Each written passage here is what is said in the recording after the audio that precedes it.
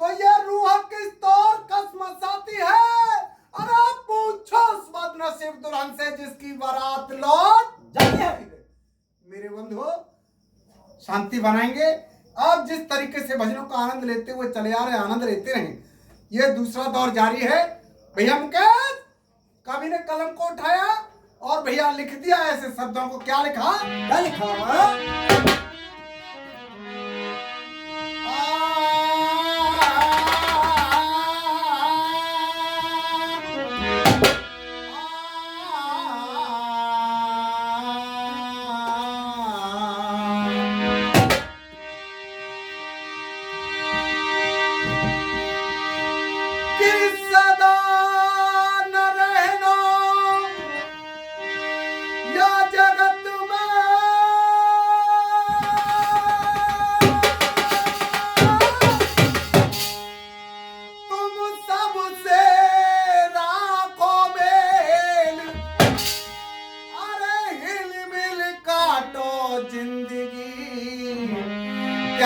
चार दिना को कि 4 दिना को खेल दरिया सब नहीं रह जाएगो। अरे राजा हो या रंग काल सब खाए। मेरे बंधु सुनिएगा कैसे भैया। हीरा मोती किस तरीके से जाओ। मां जानकी हनुमान जी के लिए एक कीमती मड़ियों की माला देती है। उस माला को वो लेकर के हाथों में अपने एक एक मोती को तोड़ते हुए फेंकते चले जा रहे हैं। जब सीते ने देखा, कहा हे बजरंगबली, मैंने तुम्हें कितनी कीमती माला दी थी, उस माला के एक एक मोती को तुमने अपने दांतों से तोड़ करके फेंक दिया। तो हनुमान जी कहते, नहीं मां, मुझे ऐसे मोतियों की माला की आवश्यकता नहीं है। मुझे क्या आवश्यकता? भैया क्या कहा? होना चाहिए हीरा मोती, सुनो जानकी मां, और मड़ियों की माला मेरे काम की नहीं है, और तस्वीर इसमें मेरे काम की नहीं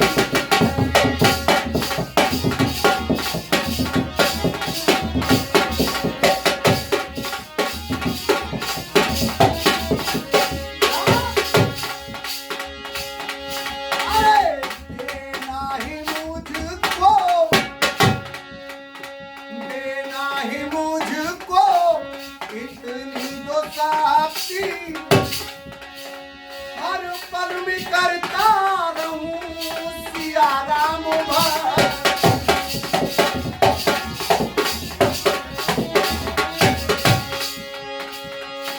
सिया राम बसे मेरी रग रग में।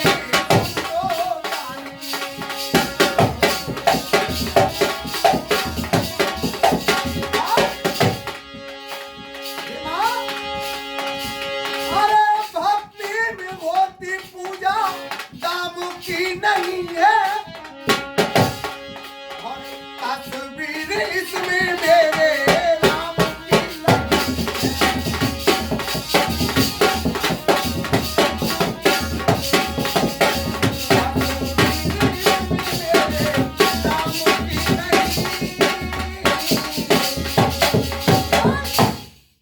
मेरे बंधु अपने ध्यान को लगाइएगा।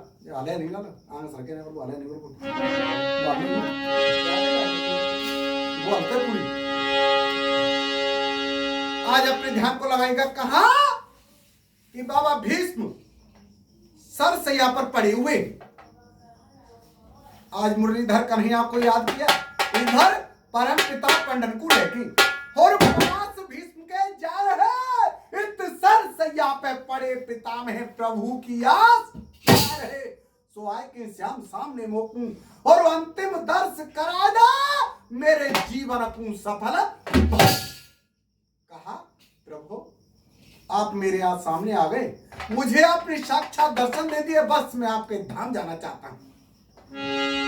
सभी पांडवों ने बारी बारी से प्रणाम किया कि सबने करी प्रणाम, खुशी भई भीषम बाबा और कान लगे समझाए, आज मैं सब सुख पावा। मेरी पूर्ण है गई आस और लाख सबरे कुटुम तुम आए गए मेरे प्रभु। आपने मेरी हर एक मनोकामना को पूर्ण किया। तो आज उधर द्रौपदी ने इतने शब्दों को सुना तो भैया किस तरीके से और क्या करने लगे।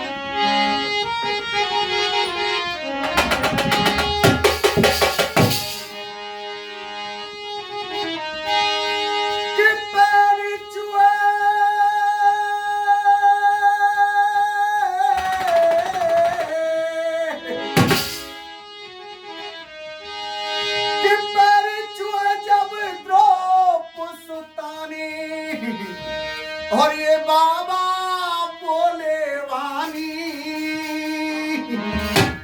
और कोई वाह दुर्योधन पापी ने बेटी कदर न तेरी जानी, कदर न तेरी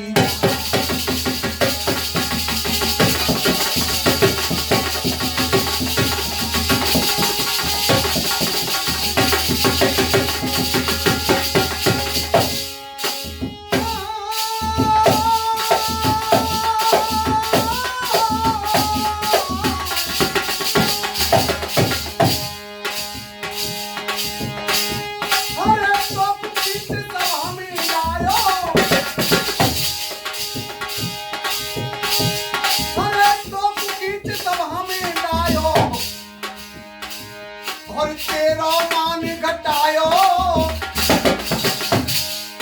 हरि कहे नानक को बेटी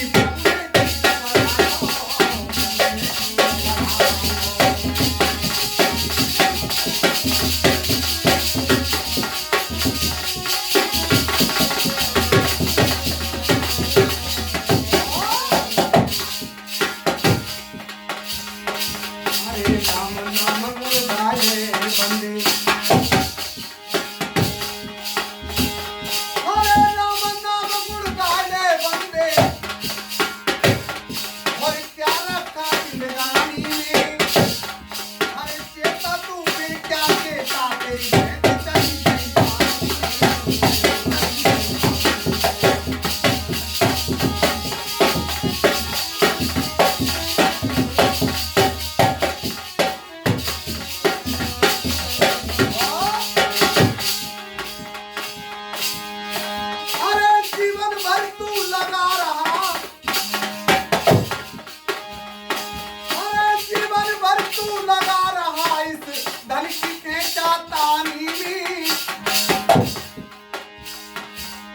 चेता तू फिर क्या चेता मेरी बहन चली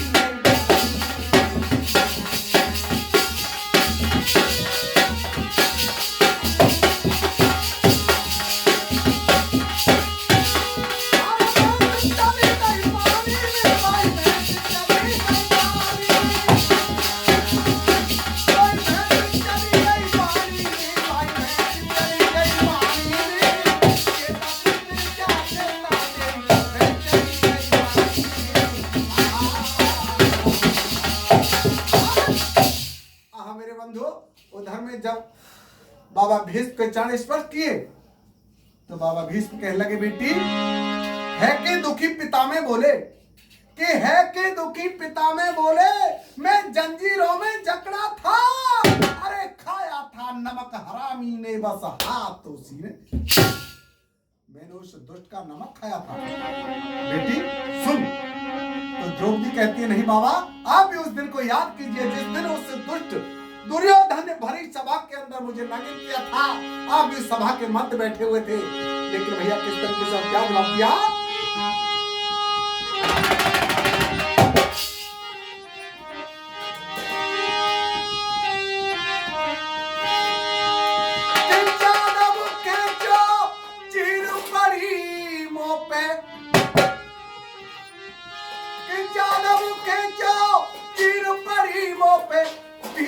आपसे बोली और तुम कैसे मोरा बाबा खिलाई।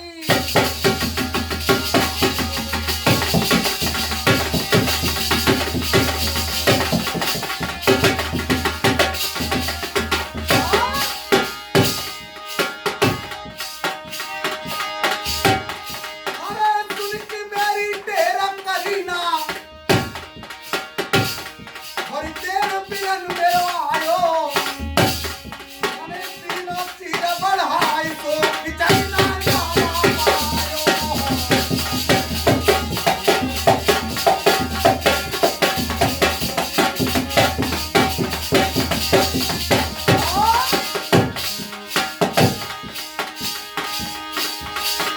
अरे हो जाता है पतन ग्रस्त का और योगी सुशीला नारी बिना। नारी सुशीला क्या करने की पड़े बिके बंदा।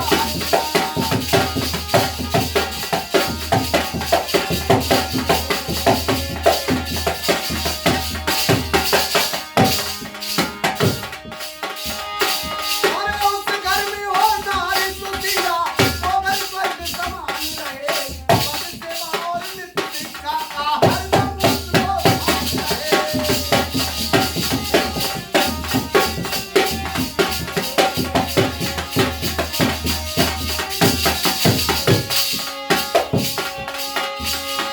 अरे हरदम उसको ध्यान रहे भाई, हरदम उसको ध्यान रहे। पद सेवा और नित्य शिक्षा का हरदम उसको ध्यान। मेरे बंधु समय का अभाव। उधर बाबा भीष्म कहते हैं कि कोई किसी का कुछ नहीं करता और केवल भ्रम की माला है जिसका नहीं जगत में कोई उसका मुरली बजाता है। सुन के वचन द्रौपदी जी ने और बाड़ी अपनी भाकी बाबा नायक का सरी आपने हूं। मेरे बंधु ये तो हुई कड़ी समय का अभाव। शॉर्ट एंड स्वीट एक गाना सुनिएगा कैसे भैया।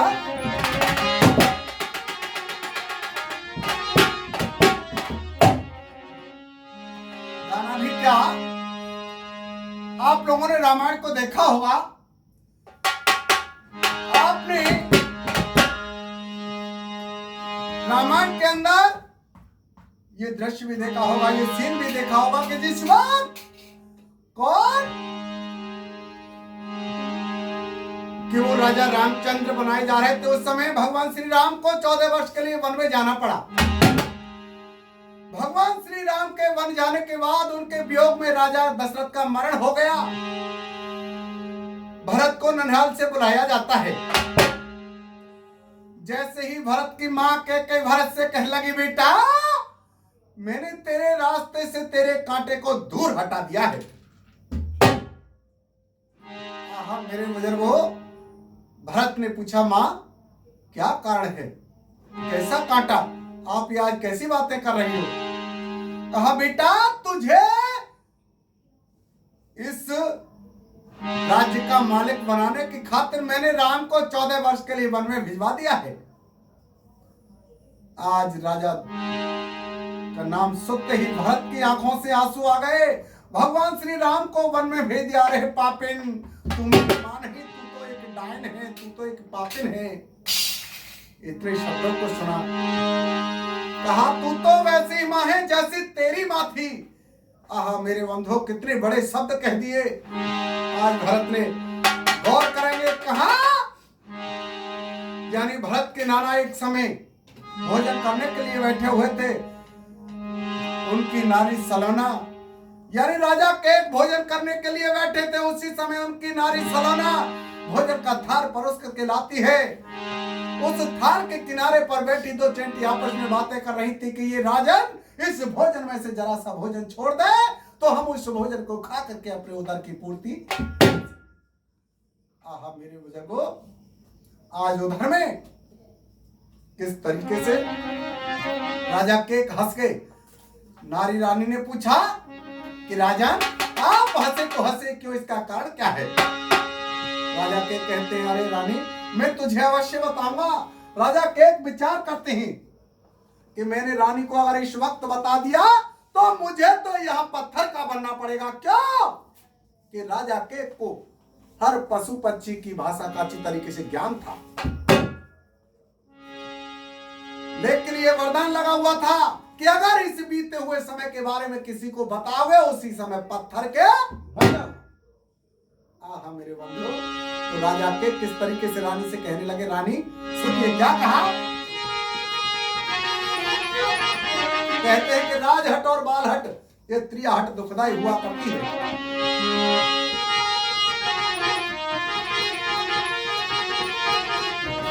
इस तरीके से भैया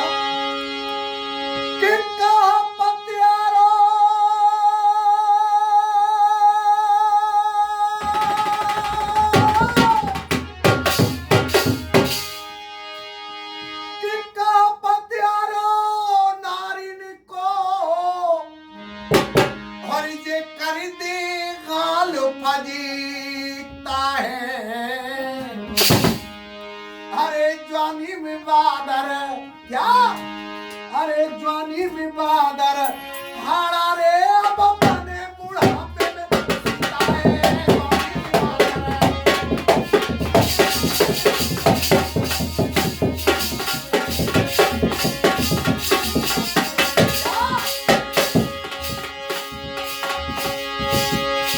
अरे के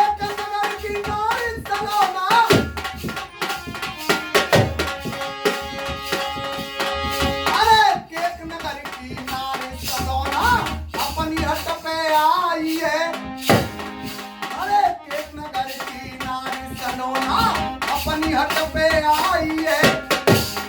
अरे राजा हट और बालक हट पर प्रिया हट दुखदाई है।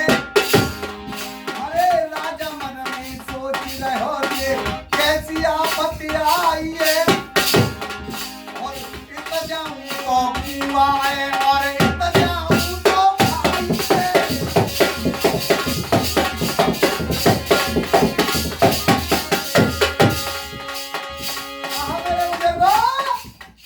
आज राजा के विचार करता है, रानी को बताता हूँ तो यह पत्थर का बन जाऊंगा, इसलिए क्यों ना रानी को वहां गंगा के किनारे जाकर के बताऊं। वहां अगर मैं पत्थर का भी बन जाऊंगा तो मेरी पूजा हो जाया करेगी। मेरे बुजुर्गों किस तरीके से क्या कहा भैया।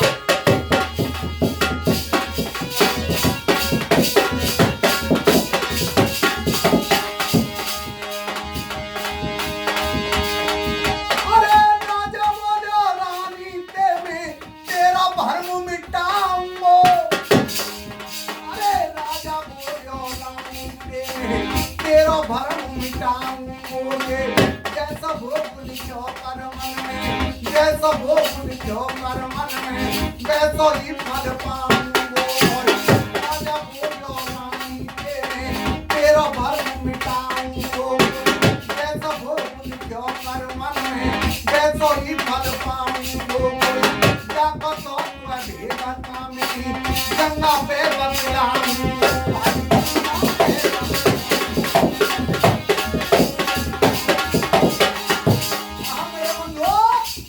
राजा केक रानी को रास्ते में भाग चलाते पहुंच गए गंगा के किनारे, लेकिन हुआ क्या भैया उनके क्या कहा।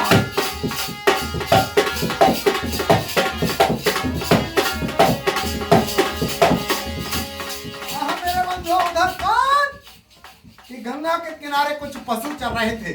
उनमें से एक बकरी बकरे से कह रही है क्या, सुनिए स्वामी क्या कह रही है।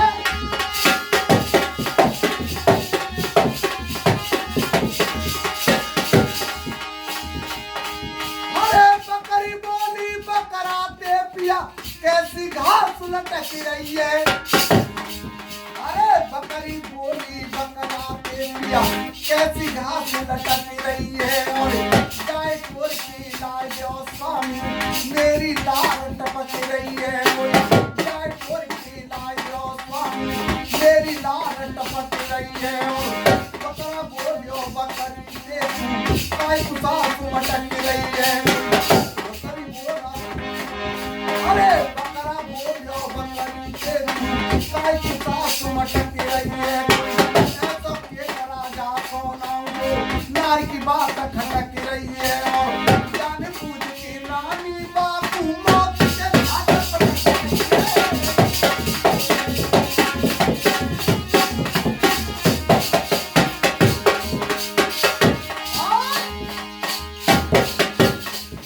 मेरे बंधु, आज रानी विचार करती है।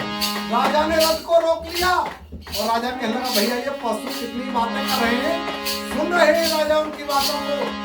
जब उसने क्या कहा कि ऐसा मूर्ख तो वो राजा केक ही है जो नारी की बातों में आने के लिए मरने के लिए तैयार हो गया। यहाँ लिखा है कवि ने कि जा दुनिया में देखिए और कोई काऊ को ना